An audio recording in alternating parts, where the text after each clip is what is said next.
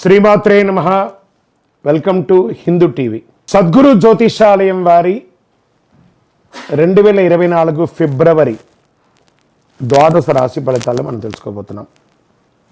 ఈ నెల ఫిబ్రవరి 14వ తారీఖున వసంత పంచమి వస్తుంది.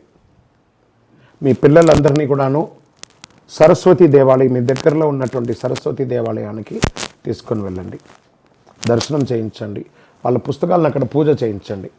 ఓకే, ఇది పెట్టుకుంటే మన ప్రపంచానికి జనవరి 22వ తారీఖున రాజా రామచంద్రస్వామి వారు తన యొక్క రామరాజ్యాన్ని స్థాపించేశారు.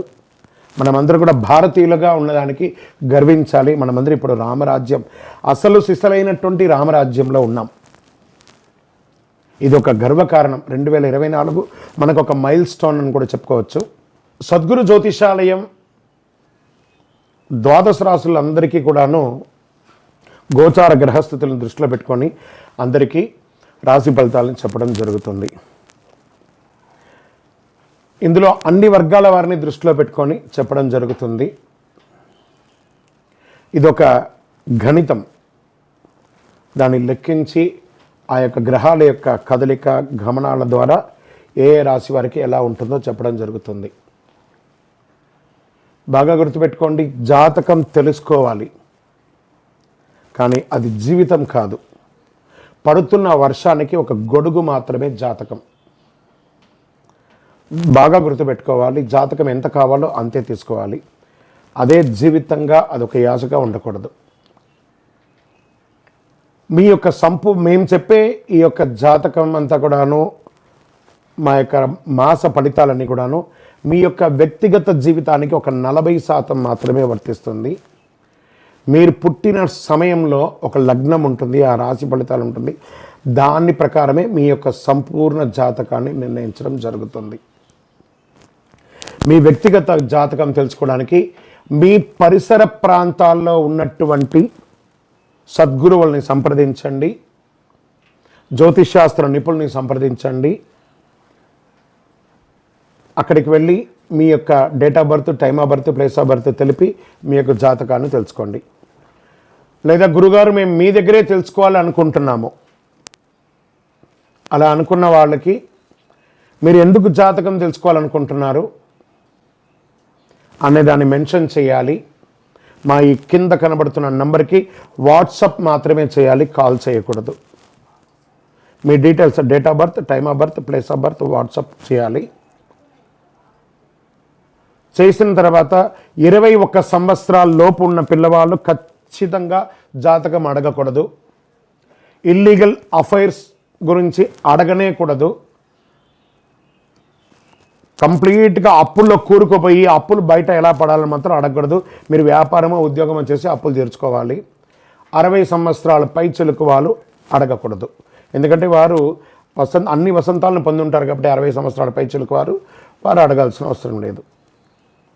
మీ వ్యక్తిగత జాతకం, విద్య ఎలా ఉంటుంది, వ్యాపారం ఎలా ఉంటుంది, ఉద్యోగం ఎలా ఉంటుంది, వివాహం ఎప్పుడవుతుంది, సంతానం ఎప్పుడవుతుంది, ఆరోగ్యం ఎలా ఉంటుంది, భూమి ఏమైనా కలిసి, ఇలాంటివి అడగండి. అన్య ప్రశ్నలు అడగకండి. వాట్సాప్లో వివరాలు వస్తేనే మేము రిప్లై ఇస్తాము. దాని తర్వాత మీరు మాకు కాల్ చేయొచ్చు. జ్యోతిష్ శాస్త్రరీత్యా ద్వాదశ రాశుల్లో 10వ రాశి అయినటువంటి మకర రాశి మిత్రులారా, మీరు ఉత్తరాషాఢ నక్షత్రం 2, 3, 4 పాదములు, శ్రవణ నక్షత్రం 1, 2, 3, 4 పాదములు, ధనిష్ఠ నక్షత్రం 1, 2 పాదాలకు జన్మించిన మీరు మకర రాశి వారిగా పరిగణించబడుతున్నారు. ఈ నెల మీకు శుభాశుభ ఫలితాలు ఎలా ఉన్నాయి? 7.5 శని 7.5 ఎలాగో నడుస్తుంది, అవసాన దశలో ఉన్నారు. 10వ ఇంటి అధిపతి శుక్రుడు, 11వ ఇంటి అధిపతి అంగారకుడు 12వ ఇంట్లో కలిసి ఉన్నారు. శని 2వ ఇంట్లో ఉంటాడు, 12వ ఇంట్లో కుజుడు, శుక్రుడు ఉన్నాడు. నెల అనుకూలంగా ఉంటుందనే చెప్పచ్చు. ఫస్ట్ ఎక్కడ చెప్తున్నా అంటే ఆరోగ్యం బాగా ఉంటుంది. ఉద్యోగంలో కాస్త మిశ్రమంగా ఉంటుంది, మాటలు కూడా పడే అవకాశాలు ఉన్నాయి, కానీ బాగుంటుంది. విద్యార్థులకు బాగుంటుంది. భార్య భర్తల మధ్య సఖ్యత పెరుగుతుంది. చిన్న చిన్న ఇవన్నీ కూడా గొడవలు వచ్చినా రాజీ ధోరణితో కూర్చొని మాట్లాడితే అయిపోతుంది. విలాసవంతమైనటువంటి ఖర్చులు, విహారయాత్ర వెళ్ళడము, ఇంటికి కావాల్సిన గృహోపీకరణ వస్తువులన్నీ కొనడం జరుగుతుంది. కాస్త ఆరోగ్యం పట్ల జాగ్రత్తగా ఉండాలి అని, మిశ్రమంగానే ఉంటుందని చెప్పిన ఆరోగ్యం బాగున్నా మనం తీసుకునే బయట ఆహారాల ద్వారా ఇబ్బంది అవుతుంది. విదేశీయ యోగం ఉంటుంది. విదేశీయ యోగం ఉన్న వారికి గ్రీన్ కార్డు అలాంటివి ప్రారంభమవుతుంది. స్వదేశంలో కూడా ప్రయాణాలు ఎక్కువ ఉంటుంది. స్థాన చలనం ఉంటుంది. మీరు ఉన్న స్థలం నుంచి దూరంగా వెళ్ళే అవకాశాలు ఉన్నాయి. ఇంటర్వ్యూలు ఫలిస్తాయి. విదేశీయ పరిచయాలు యోగిస్తాయి. కొత్త అగ్రిమెంట్స్, ల్యాండ్ కానీ ఇల్లు కానీ అగ్రిమెంట్ చేసేటప్పుడు ఏదైనా బిజినెస్ అగ్రిమెంట్స్ కానీ పార్ట్నర్షిప్ అగ్రిమెంట్ కానీ ఒకసారికి 2 సారి అగ్రిమెంట్స్ అని చదివి మీ లాయర్, మీ ఆడిటర్ని సంప్రదించి సంతకాలు పెట్టండి. ఉన్నత విద్య కోసం ప్రయత్నం చేసేవాళ్ళు, విద్యార్థులకి చాలా యోగం. మీరు కోరుకున్న యూనివర్సిటీలో విద్య పొందుతారు. రావలసిన ధనం, స్టక్ అయినటువంటి ధనం అంతా కూడా వస్తుంది. డెట్స్ అంతా కూడా క్లియర్ అవుతుంది. వ్యాపారస్తులకి మందకోడిగా ఉన్న వ్యాపారం పుంజుకొని అద్భుతంగా వెళ్ళే అవకాశాలు ఉన్నాయి. కుటుంబ సభ్యుల మధ్య చిన్న చిన్న మనస్పర్ధలు ఉన్నా అవి రాజీ ధోరణి ద్వారా తీసుకోవచ్చు.